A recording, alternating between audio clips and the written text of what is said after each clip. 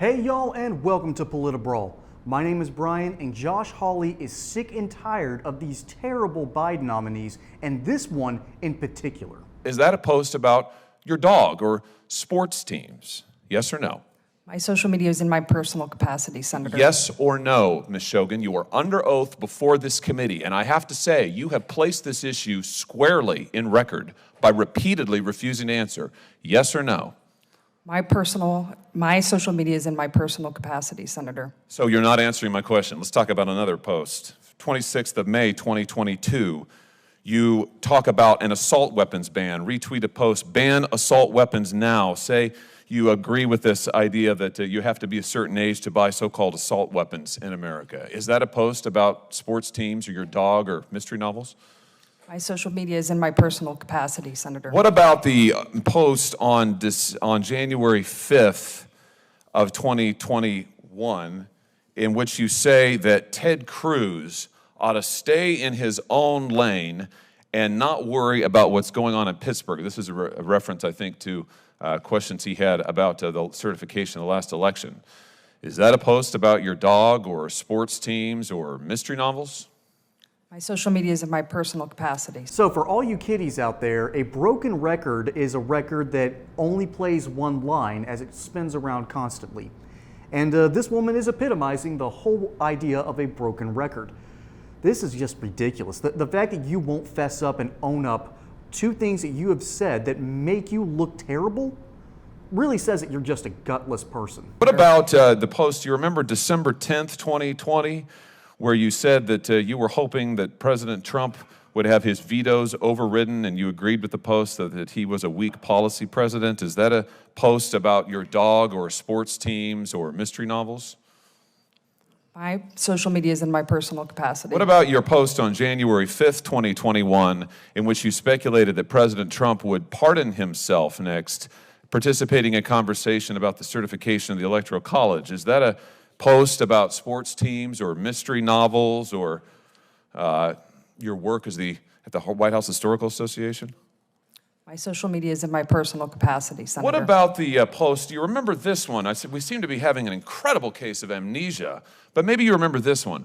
This is from December 3rd of 2021, in which you advise an individual who goes by Meg on social media that the Library of Congress, you advise this person to complain about religious flags that have been planted on the grounds of the Library of Congress, and you say that they ought to be removed. And you go on to give this person advice about how to complain and have them removed. Do you remember that post? My social media is in my personal capacity. Do you remember the post? My social media is in my personal capacity, Senator. I have to say, I have been here for 4 years in the Senate. I have never seen a witness stonewall like this before. Never. I've seen a lot. At this point, I'm just numb to the fact that the Biden administration just seems so dead set on finding the worst possible people that have no control over their emotions and things that they say on social media. Now, I understand this. The average person says dumb things. If you want to see someone say dumb things on their social media, just look at the dumb things I've said over the years. But this is a person who has a PhD. She is going to be an archivist for the United States government, and she has shown that she's also an activist with a ridiculous history and can't defend a single part of it.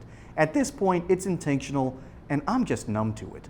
This is extraordinary. Do you remember this post? That article was written. It was about how Republican presidents use common sense terminology to effectively communicate with Americans. Yeah, in which you said that the rise of the religious right is part of the rise of anti-intellectualism in American politics. I just point out that's the article in which you say anti-intellectual. The title is Anti-Intellectualism in the Modern Presidency, Republican Populism. Very nonpartisan. Dr. Shogan, I'm going to ask you again, will you give to this committee your public posts on Twitter? Will you make them available to this committee? My social media is in my personal capacity. Mr. Chairman, I have to tell you, this is the most extraordinary thing I have seen in my brief time in the Senate. I have never seen a witness blatantly lie under oath like Dr. Shogan has just done to this committee, stonewalled this committee, and just repeatedly refused to answer my questions about her own posts that are in public. What a piece of work. Good grief. I've already complained about this, and I feel like I say this often, so I'm going to try and switch gears a little bit. But the fact that Josh Hawley, a man renowned for his legal mind and his basically ability to grill someone like a hamburger steak when he's talking to people up on the Senate and in committees, and the fact that he is just at his limit, he is flabbergasted beyond belief that this woman is able to sit there and basically stonewall the committee. He's right, that's what she's doing. She's not answering truthfully, because if she did, she would risk perjury and then risk having more legal problems down the road. So she can't tell the truth, but she's technically, by definition, not lying, so she gets away with it. And then the Senate's going to nominate her, she's going to get into her position, and she's going to continue to be the shill that she always was. It is the same play every single time, and it seems like it happens to a ridiculous degree. And that's exactly what the Biden administration wants to do. And this woman does seem like she's the kind of person that would get easily triggered. She is holding her own, but she needs to see more conservative messaging in her life. So you need to go to basedby.shop and get your conservative merchandise and trigger your liberals today. And that's how we can be a better activist, to be completely honest.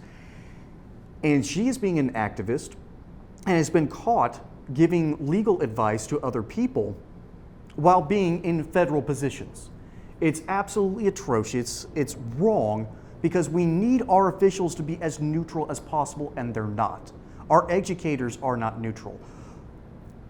People in government aren't neutral. They donate to the Democrat Party at rates of about 10-1 when it comes to political support. And at some point, we've got to understand that we need to wipe the slate clean, because it is not fair that our government has to skew a certain way and then has to be basically rechanged and recharged every few years. It's just unsustainable and it's unacceptable. Folks, my name is Brian. Hope you enjoyed this segment here on PolitiBrawl. Don't forget to like and subscribe. Catch you on the next one. Until then, y'all have a good one.